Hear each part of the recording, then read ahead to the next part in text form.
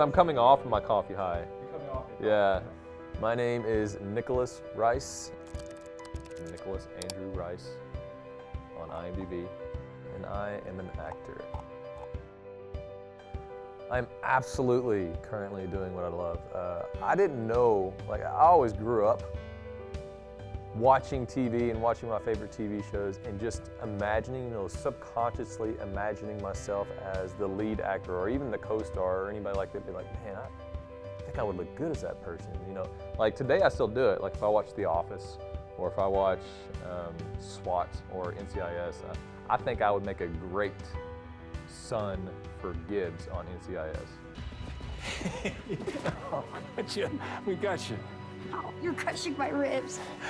You okay? You're okay. Did he hurt you? They need to write that character in and give that to me.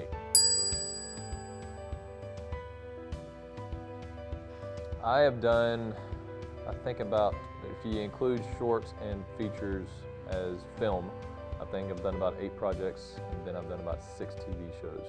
I too have lost faith in the police. If I may ask, how did the man die? What these guys are trying to do. I mean, truly a blessing.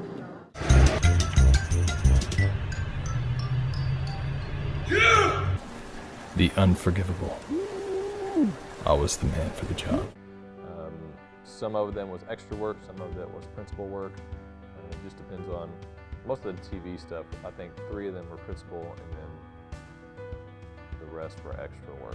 Yeah, which extra work is very important because you get on set and you learn how set works.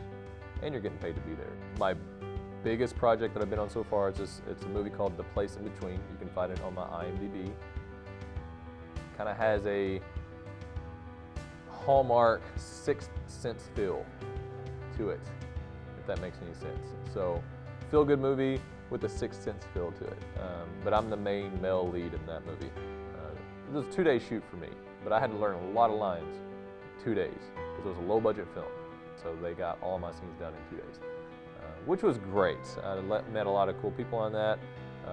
There were some LA actors that came in to shoot with that, so I got to meet some people who are working regularly in the industry and pick their brain. That so far has been the biggest project I've been on. The one that's coming up is going to be even bigger than that.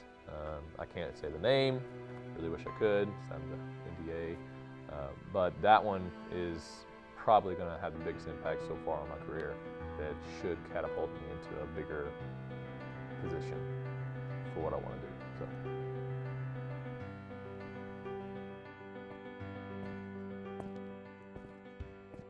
Because I grew up in a Christian home where my dad was a pastor and ministry was just in my future.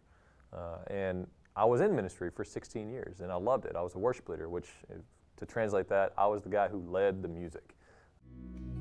All of creation, all of the earth, make straight a highway, path for the Lord. Jesus is coming soon. And I played the guitar, I sing, I had a vocal scholarship in college, which paid my way through school. But it wasn't until I turned 34 years old, and I'm now 37, and I was seeing all these advertisements for AMTC, Actors, Models, and Talents for Christ. And I literally thought they were joking because their tagline was, "Be a star for Jesus." And I was like, that's got to be a joke. That can't be real. I said, all right, let's just see what happens. I auditioned for all 3, modeling, acting, and singing, and I got all 3. I was talking to an LA agent, and it was me and a couple of kids that she was wanting to also sign, and she looked at me and said, "Nick, I can't sign you yet. You're gonna have to get some local experience before you come out to LA." She looked at the kids and she's like, "They don't have to. They're kids." I was like, well, that kind of sucks, but I get it, because I started late. I don't regret starting late. I understand the industry that works that way. But the cool thing about this industry is that you can start late. And if you've got the skill, if you've got the ability, they're going to recognize that. I started out with 1 agent, and then it moved to 4 agents. Now I've got 4 agents and a manager. Still wanting to expand. One of my friends in class, Yasmin, has like 16 agents. and she's killing it. And so that's the goal. You want to be overrepresented, because the more you're represented, the more they're going to fight for you, the more work they're going to get you, because when you get work, they get money. You know, that's how it works. And I'm kind of glad I did it at a late age, because I'm more mature now. I can handle those big decisions. And there's a lot of people that didn't get discovered until they were like 52. And guess who one of those is? Morgan Freeman.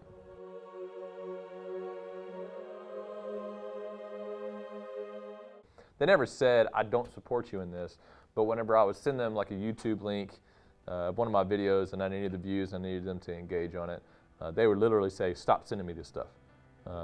Just because they didn't want to get a bombardment of all this other stuff. But I've never had anything else where someone was very unsupportive, but I haven't had to make any kind of sacrifices when it comes to, I've got to get rid of this to do this. You know, nothing's been in the way, really, other than me.